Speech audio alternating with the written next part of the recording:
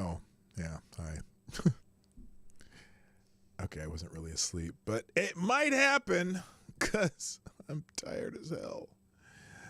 I didn't get as much sleep as I need. And, as you get older, you don't need as much sleep, but I think I need more than an hour. It's been one of those days, or this week at the, that place that they have the brown trucks and shit. And, I'm just putting in a ton of hours there, and I don't have time to do this. I have stuff that I do have to do here too. But the good thing is, my hobby is taking off. One of my hobbies, that collecting stuff and selling it, and that's going well. So that's good. So maybe just maybe I'll be dumping my noontime gig. But anyway. Welcome to the show. It's Thursday, and you know what that means. That means FTG Thursday. And there's a lot of those to go around. Although I opened a bunch of articles and stuff, and then I noticed something on the Twitter machine that caught my eye, and it was fascinating to me because, well, okay, hang on. It's something that I knew already. That is a phenomenon in another part of the world when it comes to the stupid 19, and it's annoying still, even regardless, but still is a fascinating little twist that we do not have here in the United States and Canada, in North America. And so I will share that with you, my wonderful audience, and hopefully there will be no time during this show where I look like the thumbnail of this show. That. But I can't promise you I won't doze off during the show. I'm just telling you now. It could happen. It has. I know I've done it before, and people got really worried about me, and it's just I was tired. And so it might happen, it might not. I'm going to try not to make it happen, but we'll see how it goes. Johnny, please play the intro. Ladies and gentlemen, coming to you live from the Lucky Dog studio in a hidden location somewhere in the upper Midwest of the United States of America, it's a brother making his own way, but with all the wrong opinions. Welcome to the Morning Night Live with your host, yours truly, Dawg Knight. All right, it's time to stop the music. Good morning, everybody. Welcome to the Morning Night Live. I'm your host, Marty, also known as PDawgKnight on the internet. Welcome back to the Dawg Knight Channel. It is Thursday, FTG Thursday, the 2nd of December, 2021. We are looking forward to the holidays. Happy Hanukkah to our brethren of the one of the other Abrahamic faiths. I know Hanukkah isn't a major holiday in Judaism, but it does make us Christians feel better about all our Christmas lights. So happy Hanukkah to the brethren, and hope you're having a wonderful day. I think I believe it's is it the second day of Hanukkah today, or is it the first day? I can't remember. Anyway, I know it's Hanukkah because Joe from the Good Logic mentioned that he had some Hanukkah festivities to go on, and he couldn't do some stuff because he couldn't leave before sunrise because there's some sunrise prayers that he had to do, and that's how I knew it was Hanukkah, because I didn't know until he told me that. So anyway, welcome to the show. I am happy to be here. I'm happy to be awake, and I had to use the Big Daddy cup again because I need this much coffee. Hopefully that will get me through the show. So, I'll enjoy that while we're looking at stuff. And and so on and so forth. So anyway, let's say good morning to everybody so we can get into the show because we have some FTGs to do. And also, like I said, I have one of the things on the Twitter machine that caught my eye. And it's just a tiny little detail that caught my eye. So we'll talk about that in a minute. First in chat today was Maddie. China is asshole. And I don't know why I did that, but Lion, dog face, pony shoulder. And now I'm just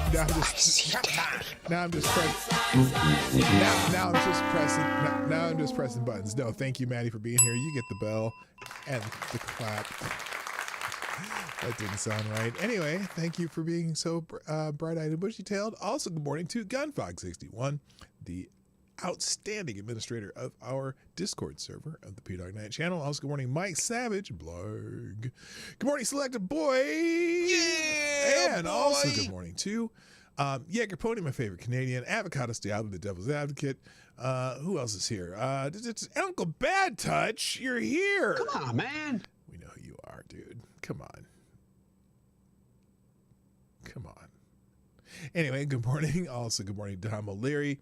Let's see. Who else is here? I'm scrolling. There we go. Jaded Clay's in the house. Nice to see you. Laura Stanhope, what's up? Felice Kumpalenis.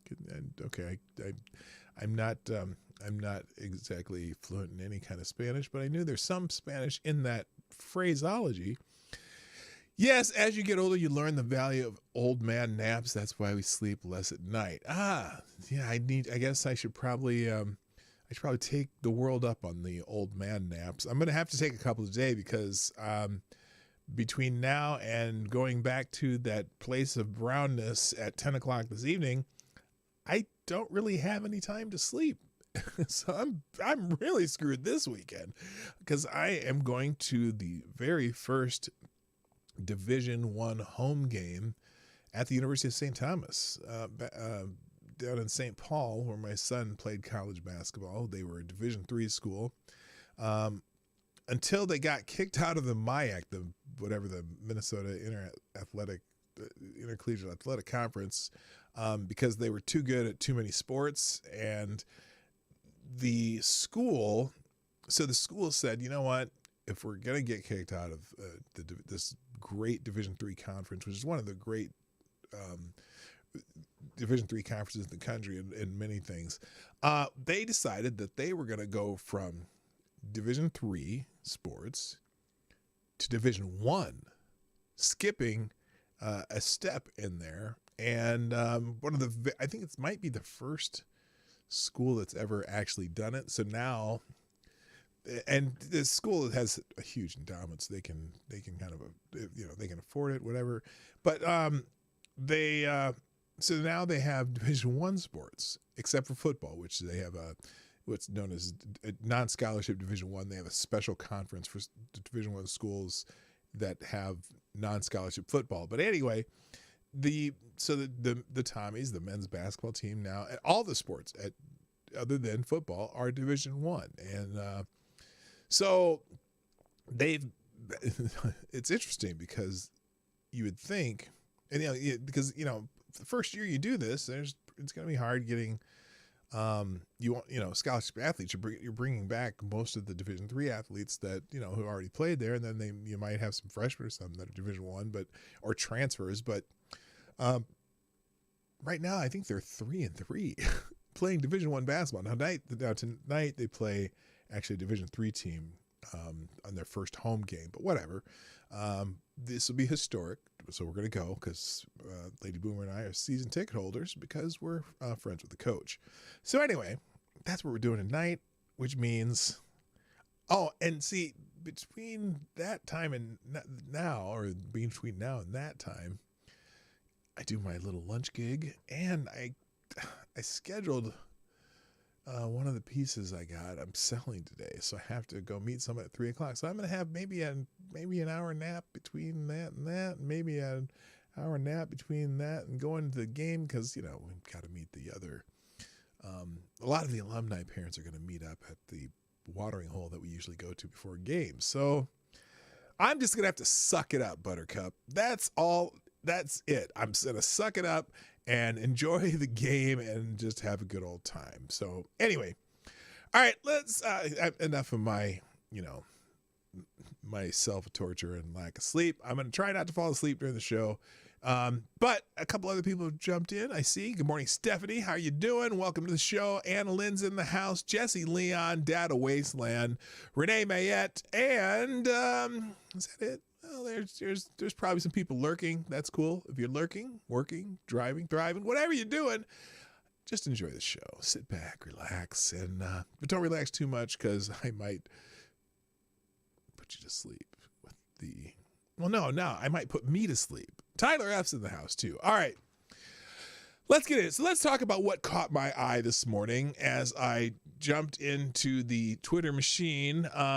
And it showed up. It was over on the side here. Now I'm not going to talk about Twitter today. Don't worry, I'm not going to do that. By the way, thank you, Tyler F, Jack Cochran, the Jack Cochran, Maddie, and somebody named Oxnar Odison for retweeting Maddie's tweet about the show, and the rest of you for tweeting out the show or retweeting the show, and share the stream. That's the point there. Share the stream, hit the like button, and if you want to sponsor the show, you can do that at PDawgKnight.live or through stream or whatchamacallit, YouTube SuperChats or whatever. You do that thing there, okay? All right. Now, of what caught my eye. Oh, Insomnable Nation too, who's here somewhere, and Johnny Hellcat and Jethro Hetero and Cool Frog. Holy crap, the whole bunch of people are jumping. I like this. By the way, and I just noticed too that I surpassed 1,200 subscribers on this YouTube channel, which is fantastic. I think part of that happened when I had my little spat with Tariq Nasheed. What's his name? Tariq Nasheed? Tariq Nasheed. So, because I got about 100 new Twitter followers when we were on that Spaces thing, and then a bunch of those subscribed to my YouTube channel. So now I'm up over 1,200 subscribers. I'm kind of excited about that. And by the way, speaking of the Twitter Spaces thing, the thing where they have the little room and you talk with people and you let people talk and they can become bitch sessions, they become informative sessions, they can be all kinds of things. People use it for all kinds of things. Well, I bought a little thing so I could interface my phone into my setup here, and I'm going to start using Twitter Spaces occasionally, not during this show necessarily, but I'm going to do it during on occasional afternoons where we just open up a Twitter space, put out some topics, and I'll do it both simultaneously on YouTube and on Twitter, running those spaces. So that should be interesting. And we'll see how that goes. I've got some ideas for topics to do. And basically a lot of times since I do current events here, I'll probably do current events there and just see what happens. And maybe that'll help grow both followings there. But for what that's worth, and somehow I got a hair in my mouth. Probably because I did this again. Notice that I'm not. November's over. Remember, if you did, no one mentioned it yesterday either. November's over, so I shaved my face and the top of my head, and now I'm back to normal. So there you go. Gotta go feed the animals. Oh, well, enjoy your breakfast, lunch, and or dinner, animals of Uncle Bad Touch. All right. So about that Twitter thing, this was interesting because I saw someone say that Germany is going to have some serious restrictions on the unvaccinated, and it came up. Okay, wait a minute. Before I even put this on the screen, I want to show you how it showed up in my notifications. Now, for whatever reason, the Twitter felt it necessary to notify me that Germany to impose restrictions for those unvaccinated against the stupid 19. That is, in fact, here's the little blurb. I don't know if you can see it that well. It's right there in the middle of the screen. Okay. And so when you click on it, then it goes to this. Germany to impose restrictions for those unjabbed against the stupid 19. Now, what's fascinating, why Twitter Spaces do you not own a hammer and a vise to put your balls in and just whack? Wait a minute, that's not funny. Ugh. Oh, that's uncomfortable thinking about it. Anyway, so now you have this headline, and I think this headline's written for U.S. viewers. You know why?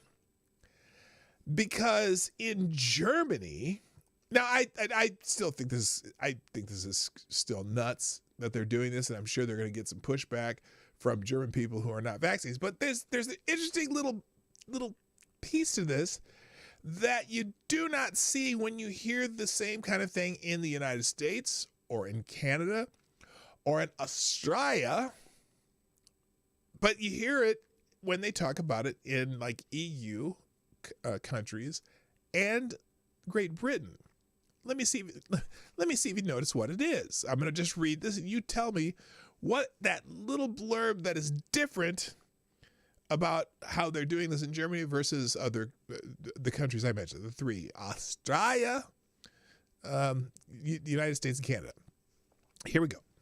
Germany to impose restrictions for those unvaccinated against COVID-19. Only people who are vaccinated against COVID-19 or have recovered will be allowed to go to restaurants, pubs, cinemas, gyms, cultural events, and non-essential shops, according to Reuters, AFP, and the BBC. Those who are unvaccinated are only permitted to meet 2 people from another household. The decision comes after a meeting between Chancellor Angela Merkel, her soon-to-be replacement Olaf Scholz, and regional leaders. Did you catch it? Now, first of all, I think the policy is bullshit. It's stupid. Anyway. But did you catch what I noticed about that little blurb? And it's fascinating because as I look at the other headlines, so they got BBC here, Telegraph, they all use kind of a similar headline, but there's a little tiny detail in there that I find fascinating. Yes, Advocatus Diaboli caught it immediately. They included the words in Germany or have recovered. Only people who are vaccinated against COVID-19 or have recovered will be allowed to go to restaurants, blah, blah, blah, blah, blah, and so on and so forth, and all that stuff. Interesting. Thus, meaning that Germany recognizes the fact that people who have already had the 19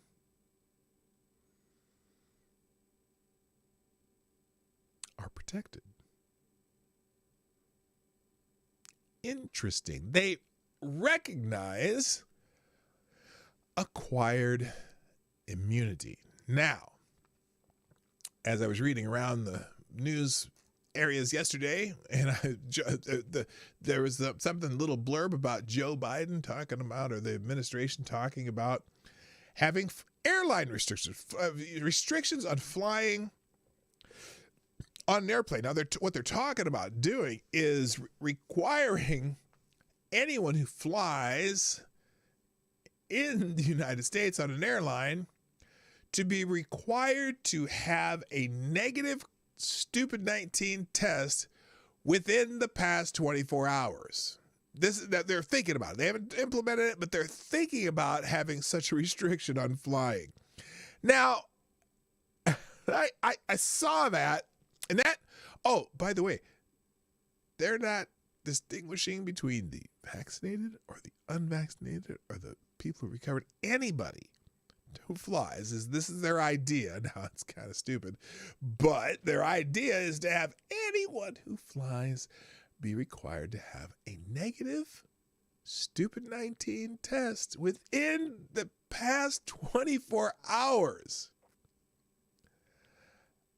Which makes me wonder, who in the administration has invested in COVID testing, companies, because that is insanity.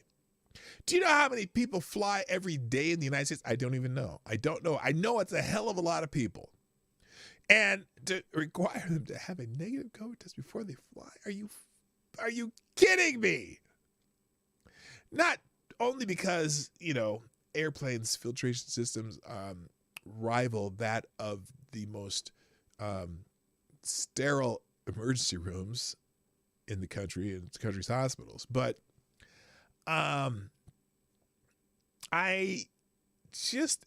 they don't, we are so, well, first of all, we're so hung up on not, at least this country is not, me, us, you, my audience, and so forth, but so hung up on not even considering acquired/natural immunity from having the stupid 19, having recovered from stupid 19. But Germany does. Avocados Diabli, I am with you. He said, I am torn. Germany being tyrannical, but at least they recognize acquired immunity. I know. And what I found is that it's very similar to most of the countries that are part of the EU. It's certainly considered in Great Britain, but not in the United States, not in Canada, not in Australia. And I can't figure it out. The science is there. They have the science in Israel. Oh, Israel recognizes people who are recovered too. It's really weird. It's really weird that they don't consider that, even though there is science behind it. She blinded me with science. Go figure. I find it fascinating, Captain. Anyway, so I thought, in fact, let me go back to this for a second. So now let's just look at some of the articles here. So look, BBC, not that, get your minds out of the gutter. BBC News.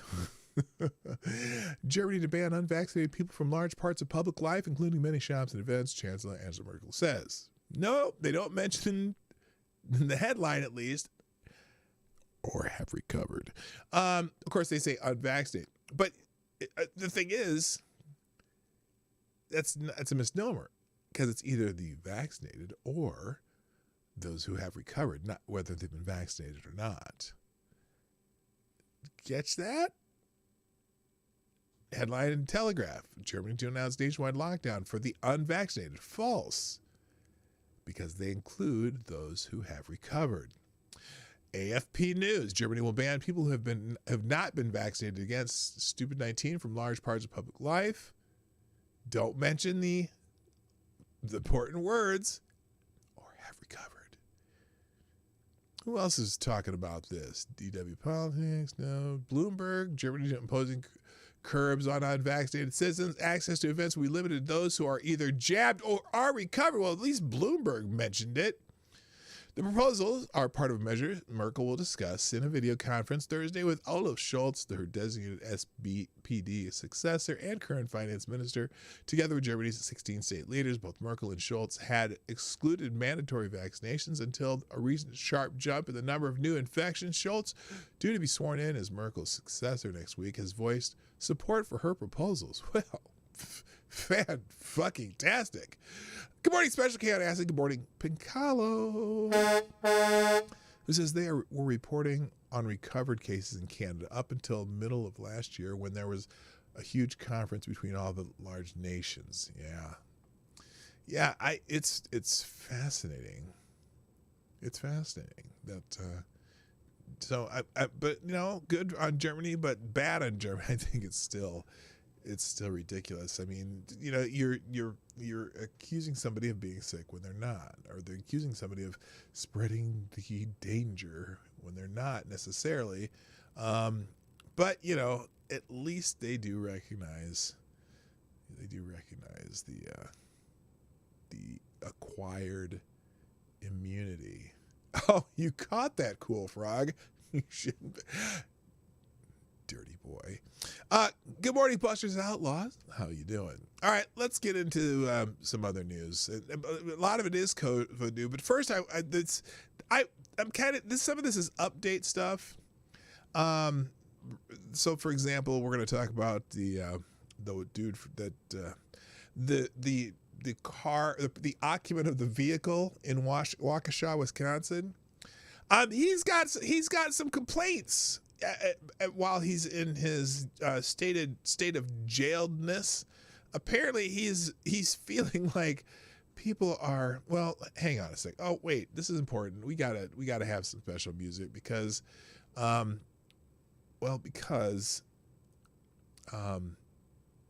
think this would be appropriate. Give me just one moment, please.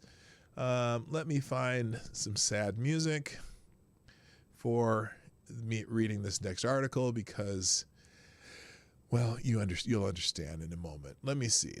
I just need sad, sentimental. How about let's go sad, sentimental. Will that be where? Let's try. Let's see if this is sad and sentimental.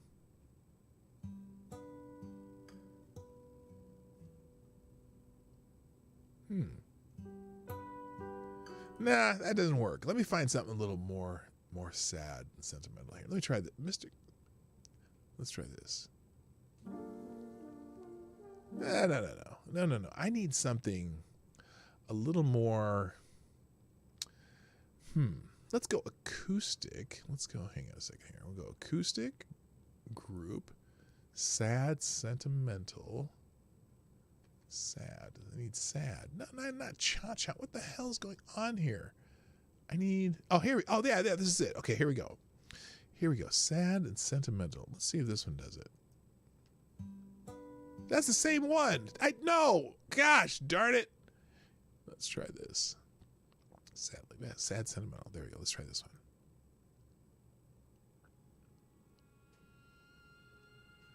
Okay, this sounds pretty good. All right, let's try this one. Does that sound sad to you? Oh. Okay, I'll try this. You know, I should probably find this music beforehand because this is just not. I want sad and sentimental. We'll just turn it down a bit. Okay, here we go. So, dude from oh my God, I don't want, oh my God, come on.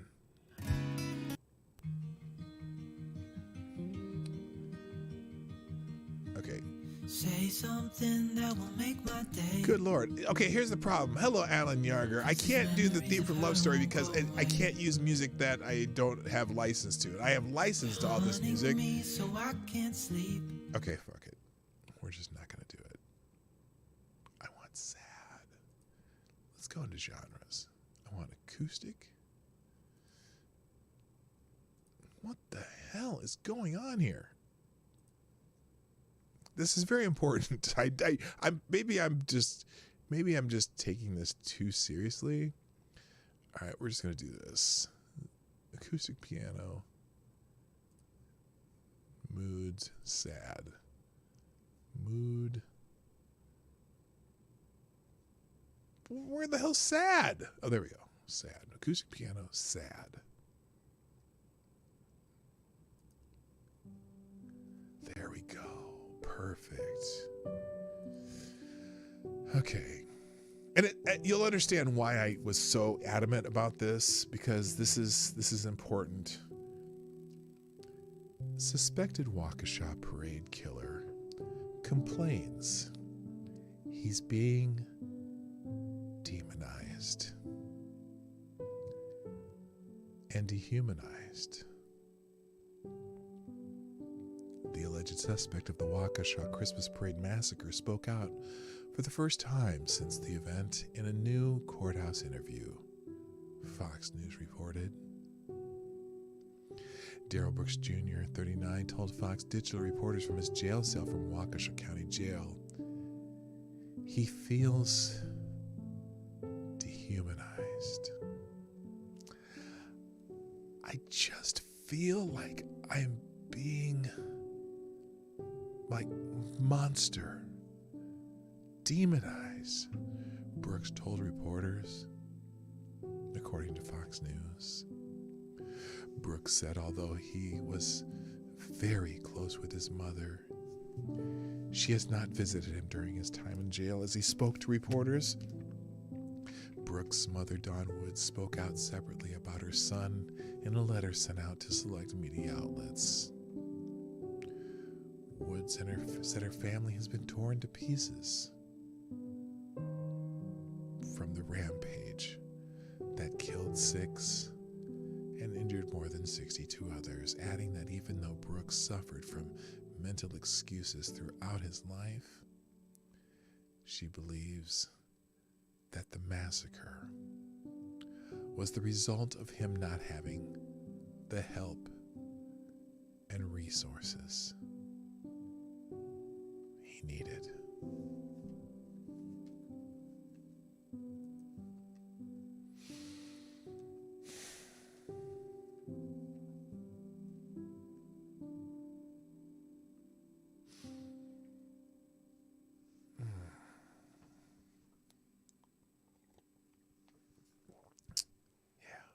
Yeah. He feels demonized.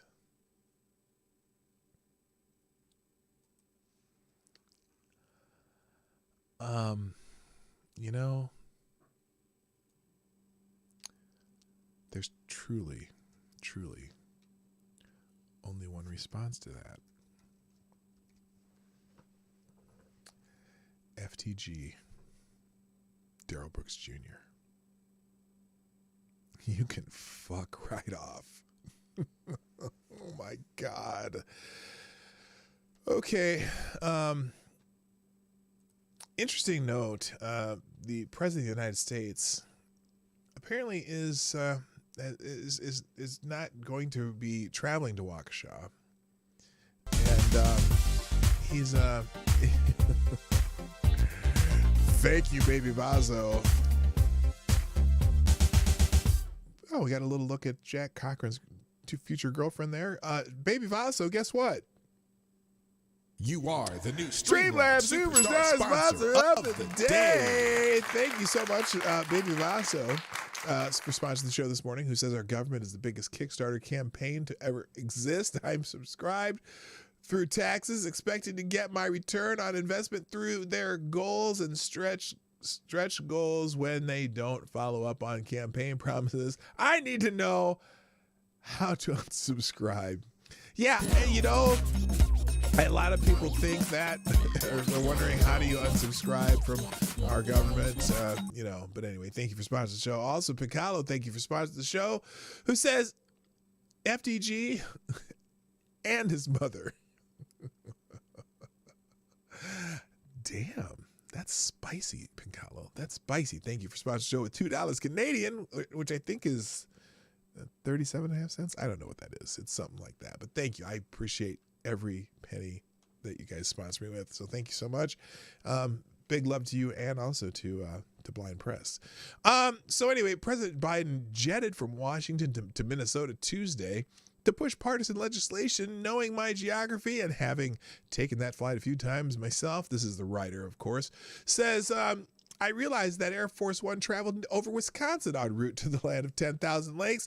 Despite that reality and horrific nature of the November 22nd Christmas parade massacre in suburban Milwaukee and the pain the attack inflicted on a community in southeast Wisconsin, Biden has no plans to visit Waukesha, pay his respects, or be a consoler in chief as he's done elsewhere. I think, did he ever travel to Kenosha? I thought he did. But anyway, according to White House Press Secretary Jen Psaki, the president won't be visiting Waukesha because the trip requires a lot of assets. It also required him to remember where Wisconsin is on a map because, you know, Joe's a little bit out there. People's Front of Canada's in the house, by the way. Wait, don't forget to check out what? Blind Press's new video that's dropping today, and also her new video from Tuesday regarding woke words and CBC. Mikala, you know you are always welcome to drop a link, and if you're around at the end of the show, drop that link in the chat, and I'll also put it. I'll include it in the tabs at the end of the show.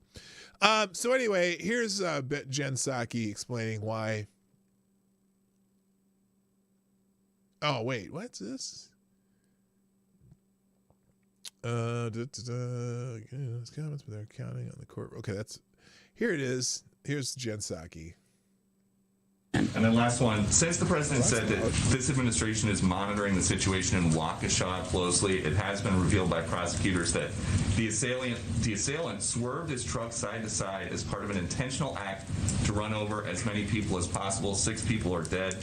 Some children remain hospitalized. Why hasn't the president visited the members of this Christmas parade attack? Well, I would say first, as you saw the president convey last week, our hearts go out to this community, to the people in Waukesha, that we've been in touch, obviously, with officials there, and we're all watching as people are recovering, and this is such a difficult time of year for this to happen. It's difficult any time.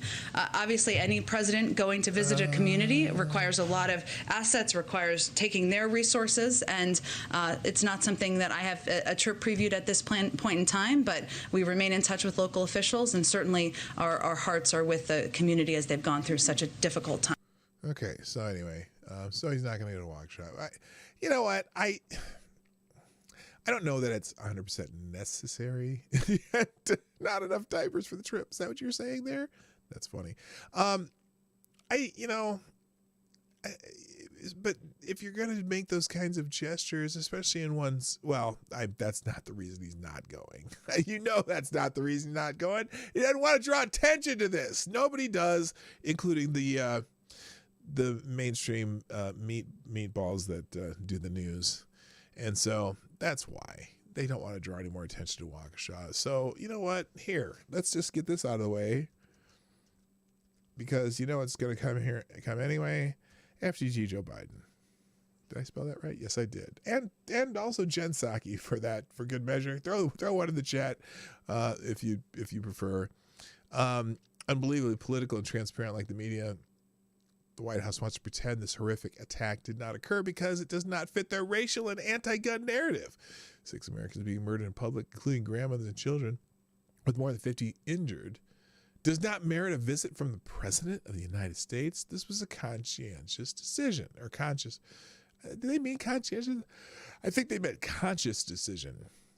Anyway, just a reminder, since the media has quickly moved on, Darrell Brooks, an anti-white black nationalist with a massive rap sheet, is accused of driving his vehicle into the annual holiday parade. He was charged by prosecutors this week with a 6-count charge of first-degree intentional homicide after an 8-year-old boy succumbed to injuries sustained during the attack. Yeah, just recently, I think this morning. So, oh boy, FTG to the whole lot of them. Moving on. First known case of the Omicron variant has been identified in the United States. First known case of the Omicron variant in the U.S. has been identified in California. The Centers for Disease Control and Prevention announced Wednesday. The announcement was expected at some point, with President Joe Biden's chief medical advisor, Dr. Anthony Fauci, noting during a briefing shortly after the announcement that this was only a matter of time. The individual identified as having the Omicron variant is fully vaccinated and experienced mild symptoms that are improving. So, great. He's fully vaccinated. Thank goodness. Well, that brings us to the one right next to this, that this is evidence that the vaccines don't work. But so Fauci knows that this first person with the Omicron variant is not vaccinated. So he responds by saying that you need to protect yourself by getting vaccinated.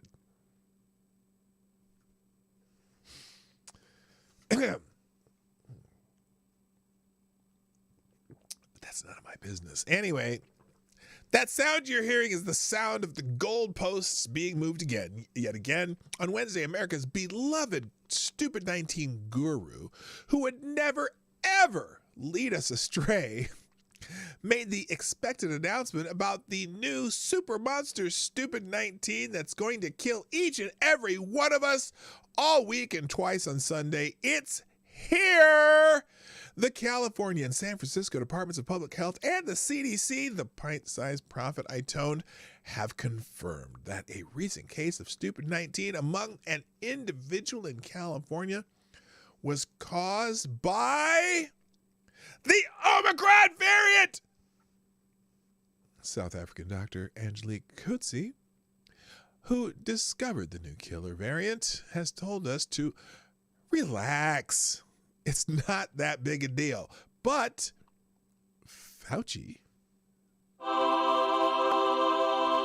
gave no hint of that as he made his announcement. This is no time for a voice of reason. It's time once again to panic. Fauci said that genome sequencing at the University of California at San Francisco confirmed that the patient had not come down with ordinary garden variety stupid-19, but with the dreaded new variant, which has been politely named Omicron instead of Kai, which looks a little bit too much like she, as in Xi Jinping, which it would have been if the Greek alphabet sequence that the World Health Organization had followed up to now in naming the variants had continued. But that might have shed an uncomfortable light on the role China and its president Xi Jinping, and for the love of all that is good and decent, we can't have that. So, hello, People's Front of Canada. So, according to Fauci, the Omicron I'm sorry. God, I did not read that correctly. According to Fauci, the Omicron variant sufferer was a traveler who returned from South Africa on November the 22nd and tested positive on November the 29th. The individual's self-quarantining and close contacts have been contacted, and all close contacts thus far have tested negative. The individual is fully vaccinated. My gosh! How does that happen? And experienced mild symptoms, which are improving at this point. Oh, well, thank goodness. All closed contacts have thus far tested negative also. I just said that. Oh, no. No, I didn't read that.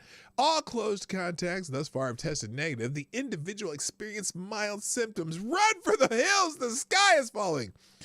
Fauci went on to reiterate that everyone, and I mean everyone, or everything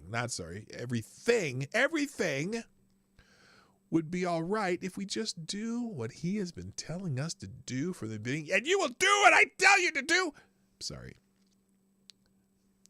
So this is the first confirmed case of COVID-19 caused by the Omicron variant detected in the United States. And as you know, of course, we've been discussing this. We knew that it was just a matter of time before the case of Omicron would be detected in the United States. And as you know, we know, I've been saying it, and my colleagues on the medical team and others have been saying it. We know what we need to do to protect people. Get vaccinated. If you're not already vaccinated, get boosted. If you've been vaccinated for more than 6 months with an mRNA or 2 months with the Johnson & Johnson, and all the things we've been talking about, getting your children masking and at indoor congregate settings, etc.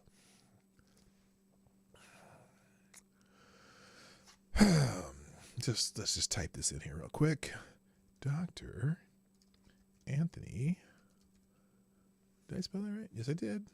Fauci. FTG. Dr. Anthony Fauci. Little garden fucking variety terranome.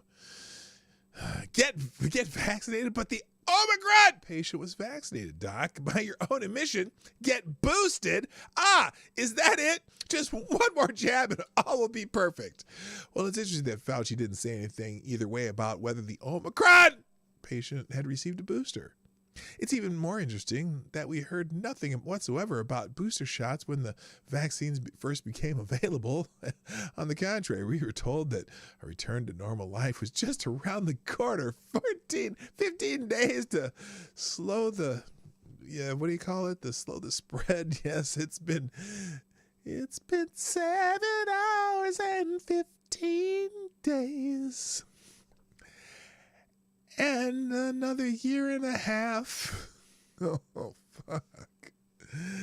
Anyway, oh, and here, this is something I'm skipping down here because it's interesting. It got weirder on Monday when Moderna top dog Stephanie Bancel said that the Omicron variant would lead to a material drop in the effectiveness of vaccines. Really? Because they've been so, they've been so effective already. There is no world, I think, where the effectiveness is the same level we had with Delta. All the scientists I've talked to are like, this is not going to be good. So the vaccines are going to get less effective than they already are. Fan-fucking-tastic. No, seriously, fan-fucking-tastic. Moving on. Fauci also won't rule out that annual COVID booster shots in the U.S. might be necessary. We just don't know, he said. Dr. Anthony Fauci hasn't ruled out that Americans might have to receive stupid 19 booster shots every year in a bid to ward off the infection. Well, I'm thinking maybe, just maybe, the people who have acquired immunity, I'm not saying natural immunity because people get all bent out of shape when you say natural immunity, it's natural immunity. Well, yeah, no, it's the immunity you get from when you had the disease, and then your B cells have a memory on how to produce the antibodies on their own and shit. Anyway, here he told CNN. Oh, CNN had a coronavirus town hall. Oh my God, I'm so bummed I missed it. It was last night, December 1, Omicron variant time. Wait, what? Oh my God. Well, I'll leave that link there. I'm just gonna finish this article from the Post though. He told CNN's coronavirus town hall on Wednesday night that it was still too early to tell if an annual booster shot would be needed as more variants of this virus emerge. The honest answer is we don't know. He should have just stopped there. We don't know. We don't know shit. We don't know when it's going to be required, President Biden's chief medical advisor admitted. I hope we get a durability protection from the boost that we won't have to be chasing all the time against the new variant, but that just remains to be seen. Okay, let's just stick with we don't know. Just stop there.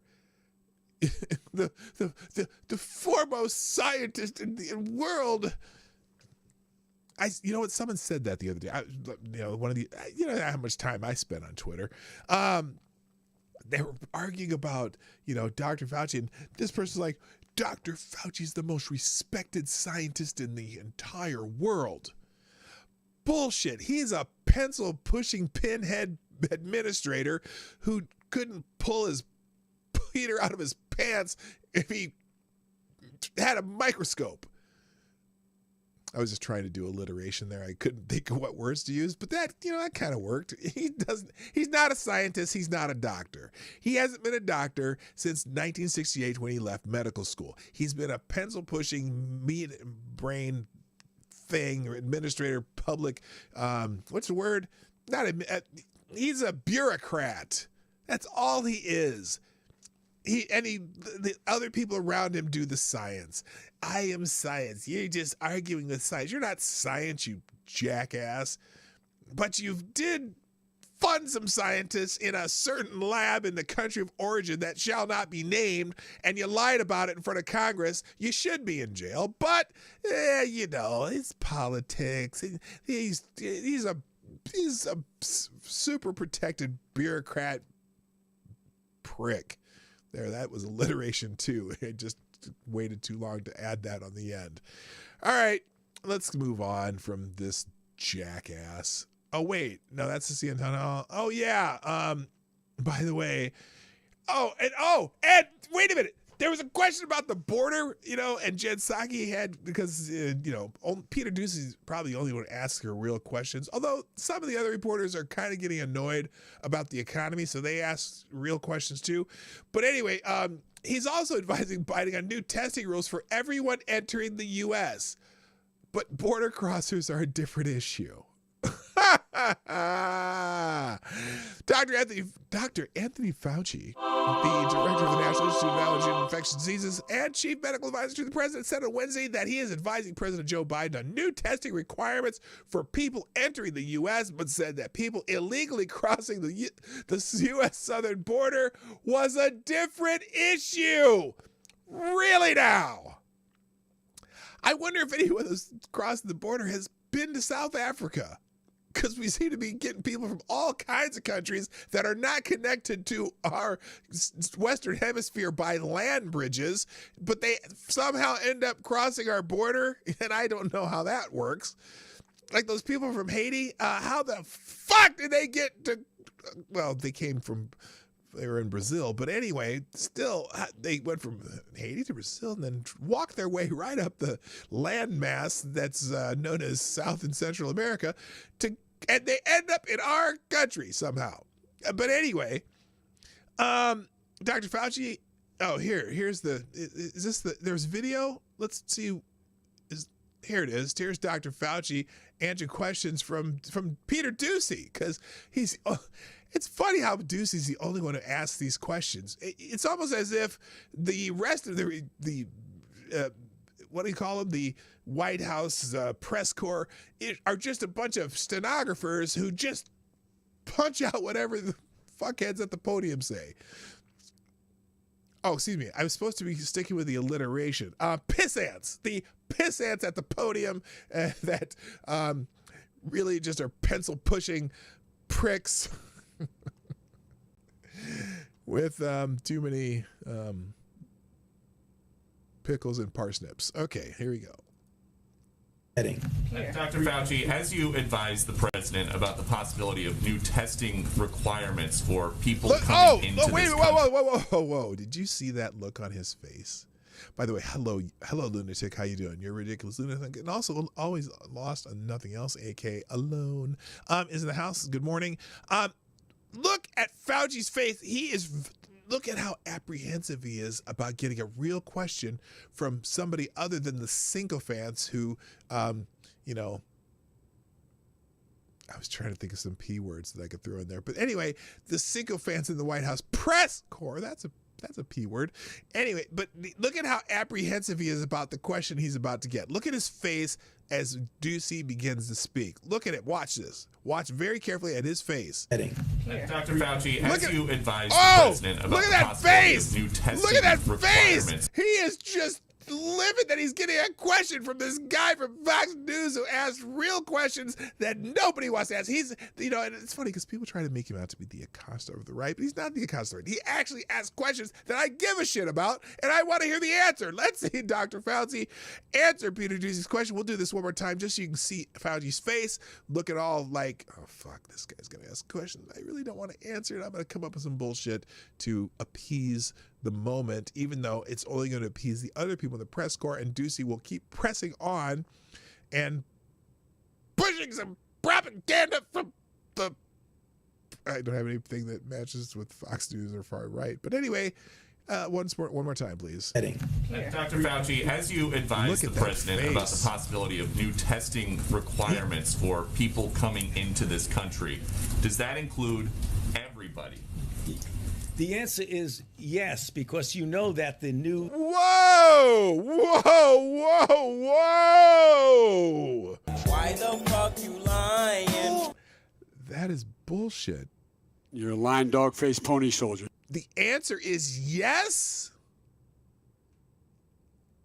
The answer is yes. I bet he's going to qualify this very quickly. Watch. The new regulation, if you want to call it that, is that anybody and everybody who's coming into the country needs to get a test within 24 hours of getting on the plane to come here. What about people who don't take a plane and just these border crossers coming in huge numbers? You know, that's a different issue. For example, when you're talking, we still have Title 42 with regard to protection at the border. So there are protections at the border that you don't have the capability, as you know, of somebody getting on a plane, getting checked, looking at a passport. So not everybody.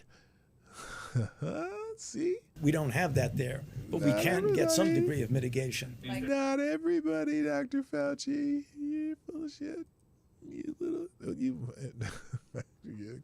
You're full of shit, or you little shit. Either one is applicable, right? Anyway, there's whatever. Then you have Jen Psaki here, not to be confused with a warm cup of liquor. See, now Peter's added. If it weren't for Peter Ducey, they just wouldn't ask good questions. This is a great question too. It's all kind of on the same blur in time, and he has a very good question about the president's what do you call it? President's failure.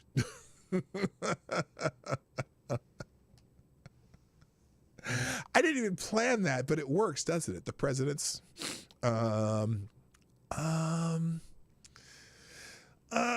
failure, because he's a failure. Anyway, here's okay. To the questions from earlier about messaging, whatever happened? I apologize. This is all in right channel, so if you are if you're only wearing one earbud in your left ear, you're probably not going to hear this very well. Put it in your right earbud. Okay, to the questions from earlier about messaging. Ew! Ew! Cool frog! Damn it.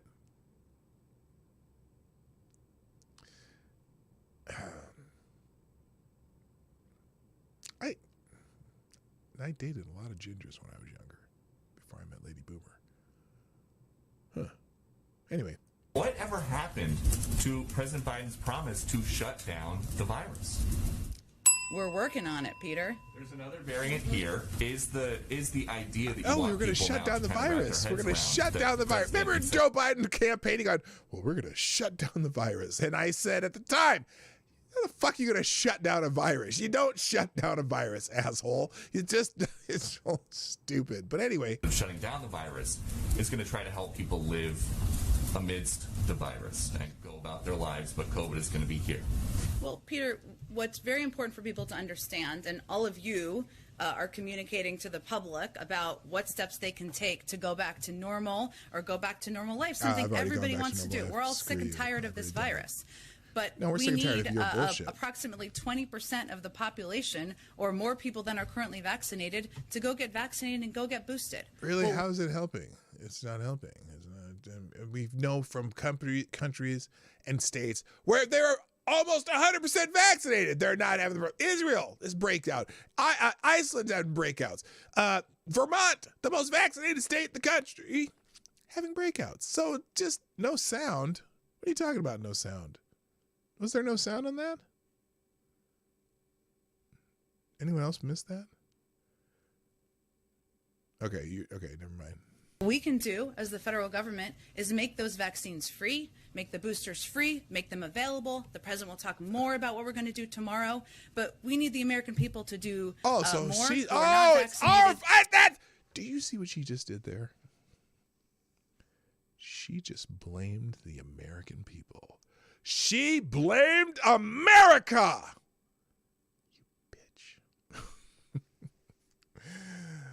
To help us continue to fight the virus. It's Americans' fault. It's Americans' fault. Yes, even though it's happening all over the world. Sorry.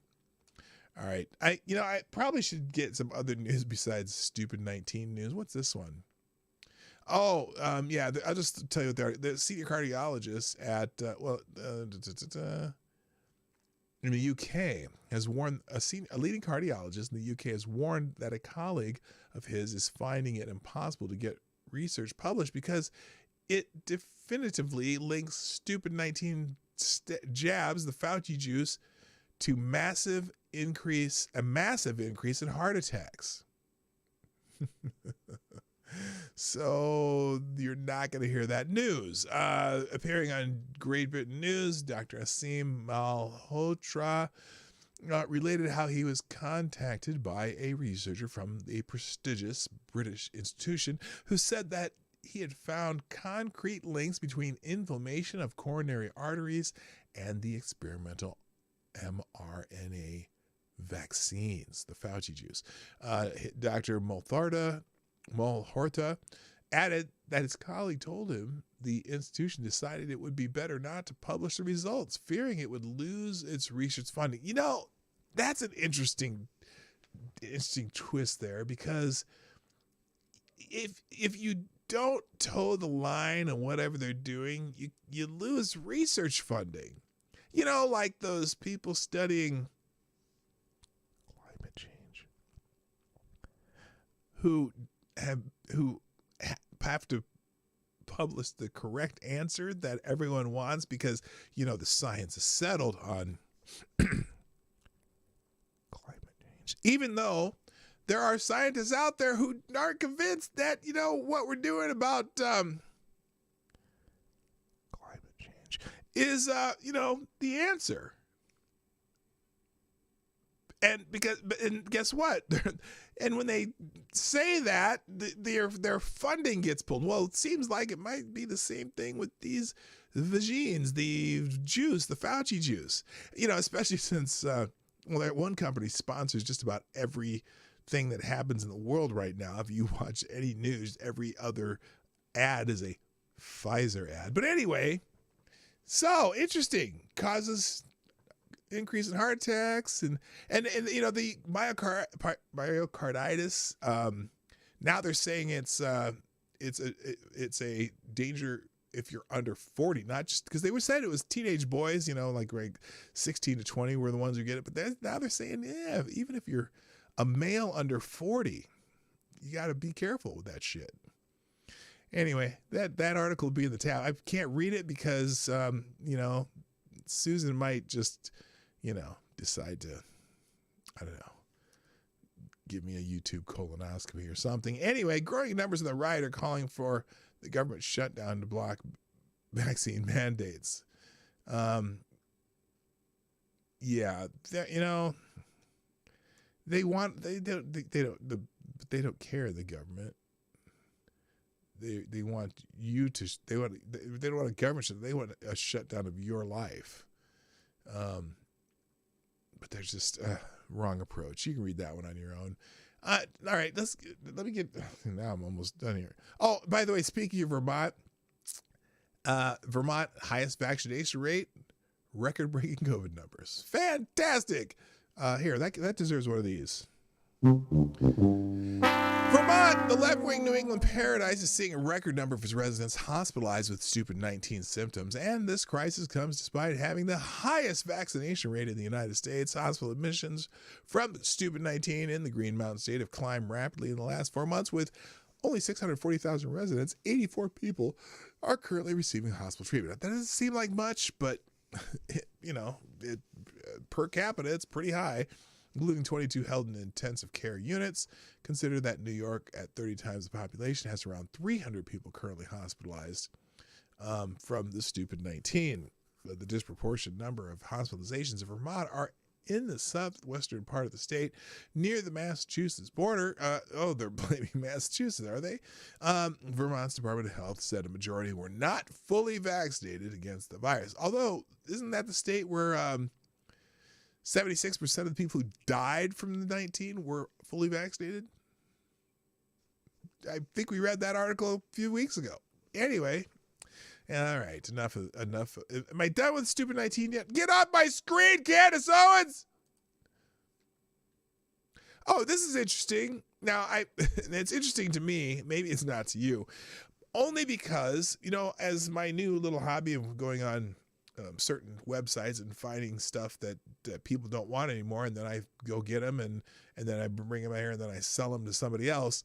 I've noticed when I am I've been seeing this a lot.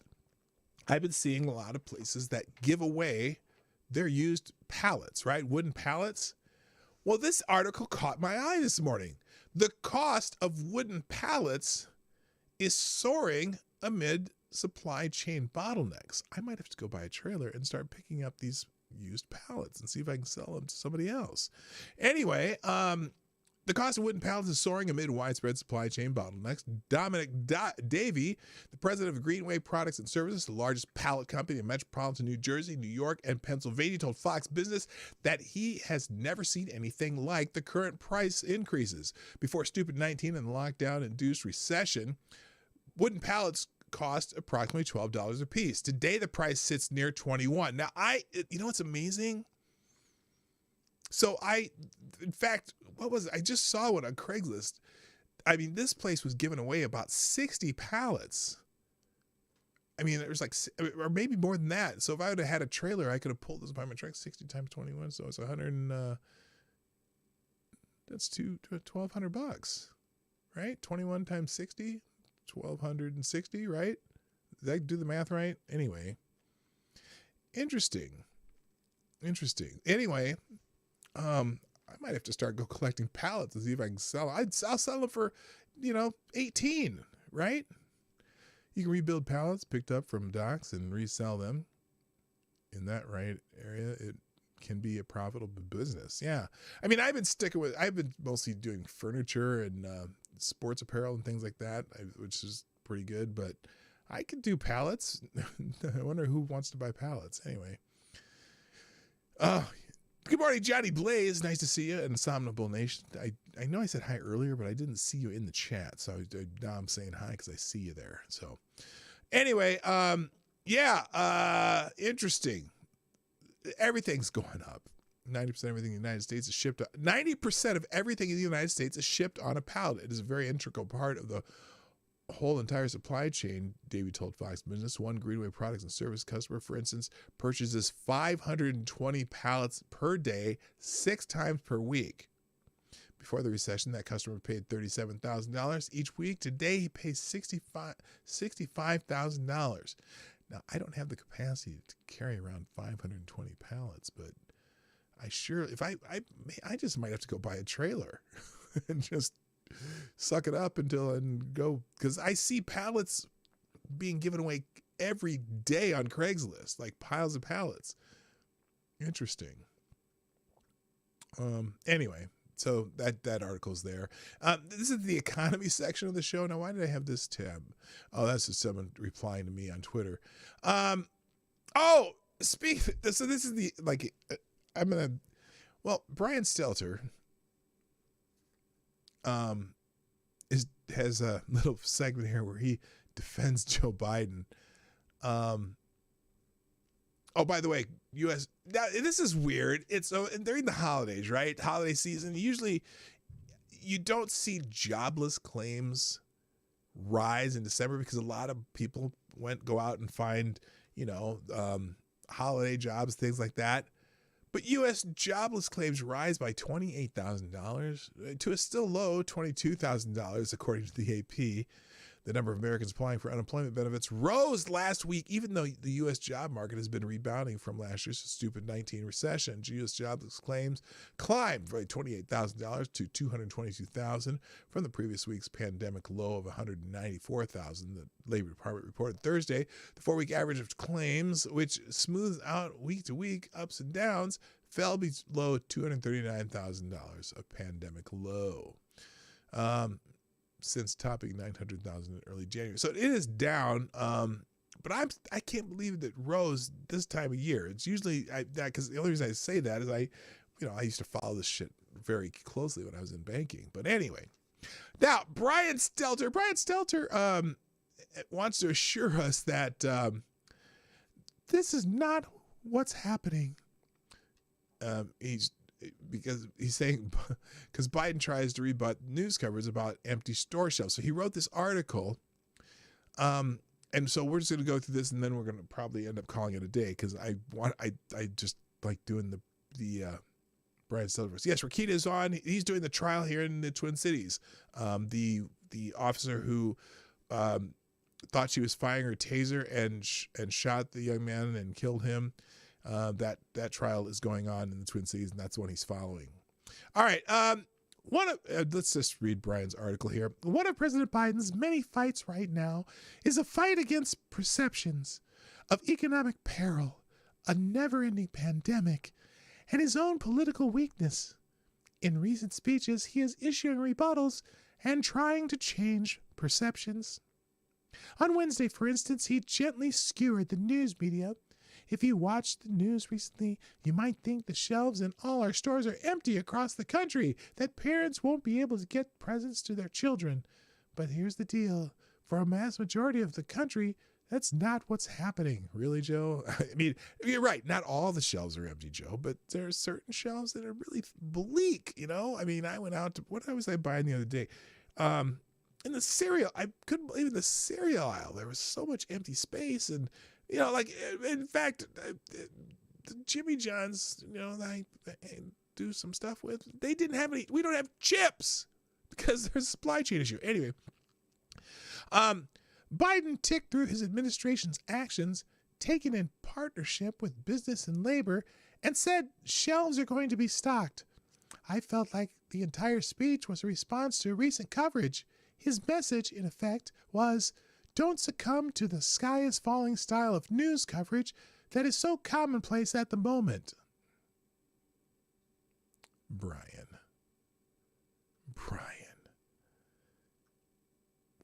Paying a lot for gas. You can barely buy a hamburger for $10 a pound. It's pretty bleak out. Okay, I'm exaggerating, just FYI. Anyway, but are his arguments... Oh, wait. He struck a similar tone on Monday when he addressed the Americans about Omicron and said it's not a cause for panic. A subtle pushback to some of the panicked initial reactions to the variant news. But are his arguments getting through? That's very much debatable. On a recent episode of Reliable Sources, I talked about news whiplash. As a viewer, it's easy to feel like the country is lurching from crisis to emergency to calamity. And by the time one is solved, the next is already stealing the headlines. I know I'm a broken record about this. But anti-Biden media coverage is critical to understanding the Biden president. Wait a minute. Okay, Brian. He's going to go on to talk about Fox News and the networks that don't like him. Because he's, you know, remember, Brian Stelter is just an anti-Fox News blogger at heart. That's where they found him. He ran an anti-Fox News blog. So his idea that he cares about reliable sources, I just don't. He's like Media Matters, but only about Fox News. So that's what Reliable Sources has come, bitching about Fox News every day. But he mentions Newsmax and OAN now and then. But he's a anti-Fox News blogger. I know I'm a broken record about this, but the anti-Biden media coverage is critical to understand the Biden presidency. For example, Fox showed Biden's lunchtime speech live on Wednesday, but Newsmax pointedly did not. Did you? Did CNN?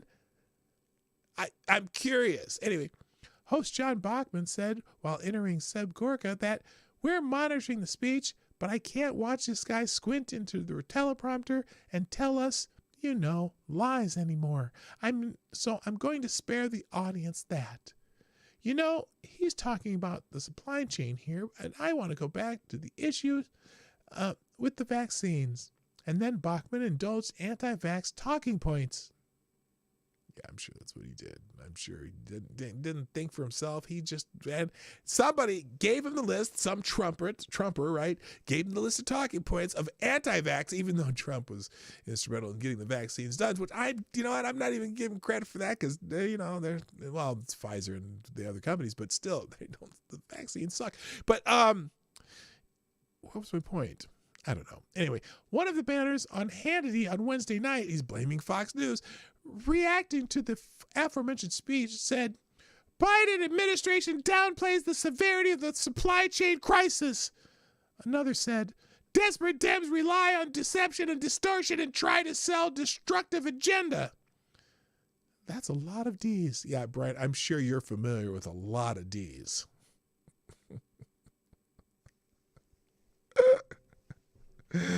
Oh my God, that was too easy. That was too easy. Thank you. I'll be here for another 17 minutes tops. Anyway, the distortion field is very well demonstrated through Omicron. Biden has said several times this week that the country will fight stupid 19. Well, he didn't really say that. That's PDawg's phraseology. Not with shutdowns or lockdowns. What? Not with shutdowns or lockdowns. Are you serious? They're going to shut down and lock down certain things. But with widespread vaccination, testing, and more. The words, not with shutdowns or lockdowns, have been baked into his public appearances. He could not be any more clear. And yet Tucker Carlson, Fox News,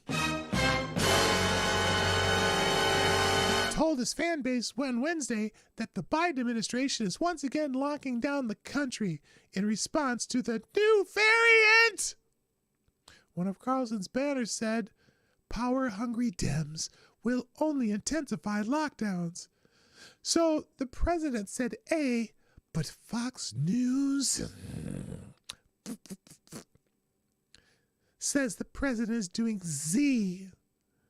Is there any remedy for disinformation like that? Motherfucker, you work for CNN. Shut the fuck up. You can read the rest of it. Oh, there's only one more paragraph. We'll do one more paragraph and then we got to go. Liberal defenders of Biden are increasingly lambasting political coverage. Yeah, because, everything's just peachy. You like how I got that P in there again? Oh my God. And then okay. Liberal defenders of Biden are increasingly lambasting political coverage, and not just Fox's, not by a long shot. During Biden's speech on Wednesday, Eric Boehlert. Do you all know who Eric Boehlert is? Former Media Matters shill. He does not want any negative coverage of anything that's Democrat. He's a Democrat shill. He used to be for Media. He used to work with Media Matters. Him and Oliver Willis and a couple other these assholes. Eric Boehlert said, "I'm glad Biden is calling out media's hysterical, unglued inflation supply chain coverage." Yes, it's unglued. It's hysterical. It's not really happening. We're not paying more for a hamburger or a pound of hamburger. We're not paying more for gasoline. We're not seeing the price of pallets go up by almost 40%. In fact, where was that pallets article? Where was I? I'm over here. Where's this pallets? Where's pallets? Oh, well, that's in the Daily Wire, where they're just right-wing nut jobs. So they couldn't be telling the truth about fucking pallets. No way the price of pallets have gone up 40% or 30% or whatever it was. It was a lot. What was it? From 12 to 21. It's almost, good God, it's almost 100%. But no, Brian, no, they're not. It's not really happening, Brian. It's just not happening. Eric Boehlert, you bozo. I should have said Pinko, but that would have been more appropriate with the P's and shit, but whatever. And then his next source is, guess who? Elsewhere, Zachary Pleat of Media Matters, excuse me while I stroke it a little bit here, argued that the mainstream media missed the mark with their gloomy Thanksgiving coverage, writing, "There was no shortage of turkeys. The predicted TSA staffing shortage didn't happen, and Black Friday shopping increased 30% from last year when nobody was shopping because of freaking COVID, you moron." But do those points match perception? So anyway, that's Brian Stelter. He's a dumbass. All right. Other headlines that I didn't get to today. We already did jobless claims. Let's see. Chris Murphy criticizes anti-abortion lawmakers following Michigan school shooting. Yeah, that was it Chris Murphy? He he tries to tie in a school shooting to Republican lawmakers talking about abortion. Because there's right now, the big case from Mississippi is in the Supreme Court right now. And it's I don't know what's going to happen with that. There's probably a few articles. I didn't link any.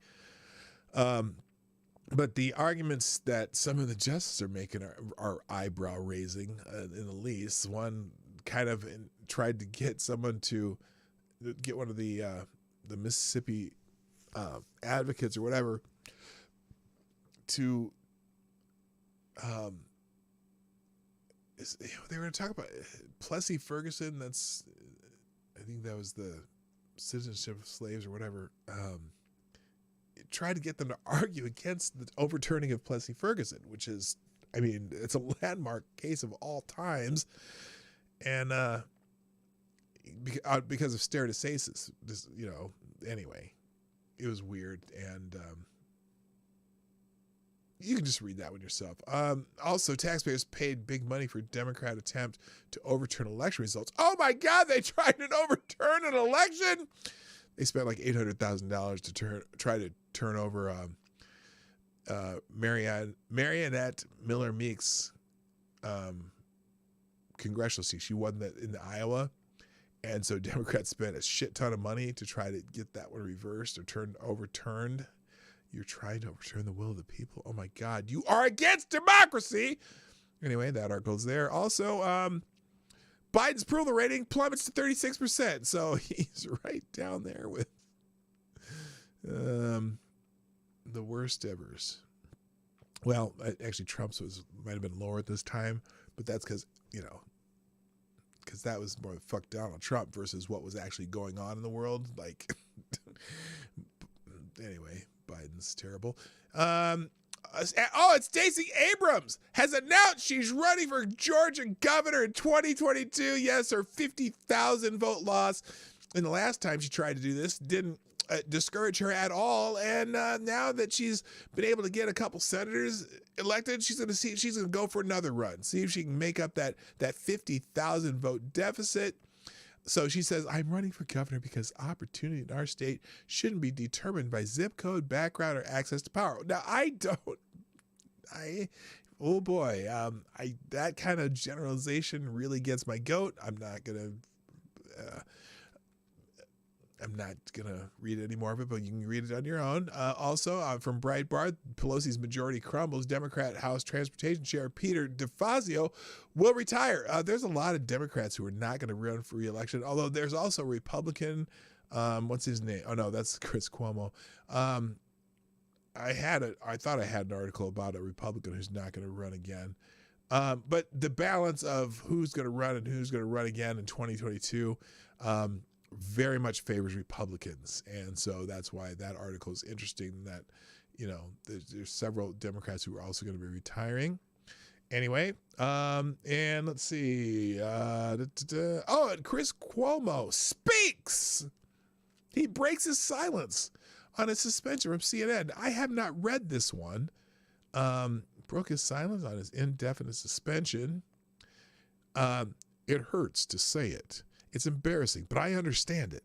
And I understand why some people feel the way they do about what I did. I've apologized in the past, and I mean it. Cuomo stated during his Sirius XM radio program that the last thing I ever wanted to do was compromise any of my colleagues or do anything but help. I know why they have a process that they think is important. I respect that process, and I'm not going to talk about talk about this any more than that. Well, you can fuck right off. No one, whether you talk about it or not, people are going to ask you the damn question, Chris Cuomo. I don't know if he can. Maybe he can survive this. I don't know. Moving on, the Reuters. The chairman of Reuters, the news organization, is also a Pfizer investor and board member. Ha! Fascinating.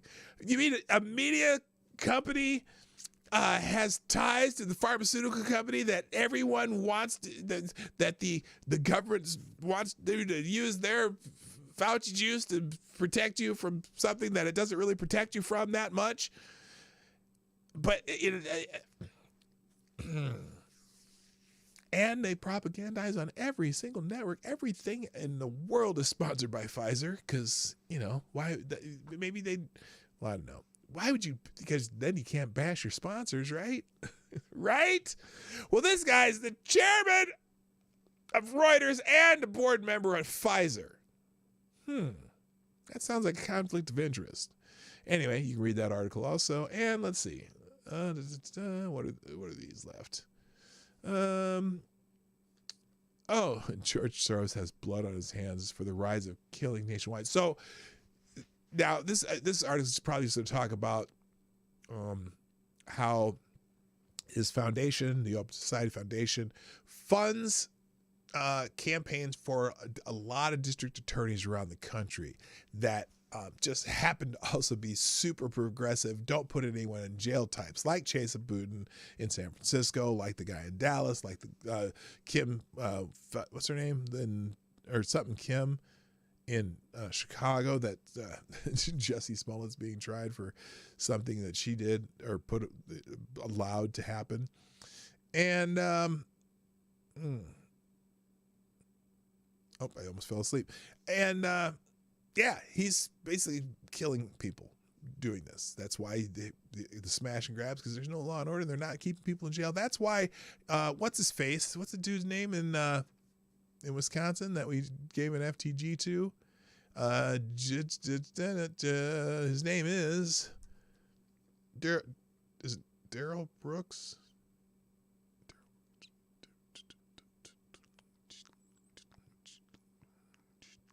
Daryl Brooks Jr. Yeah, he was out on a $1,000 bond after he already tried to run over his own girlfriend with that car, and then he's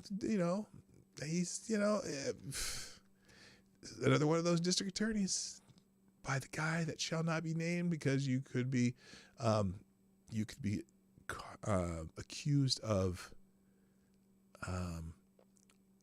you know what that is, the anti-defamation, or you can accuse of being anti-Semitic. That's what it is. Anti-Semitic.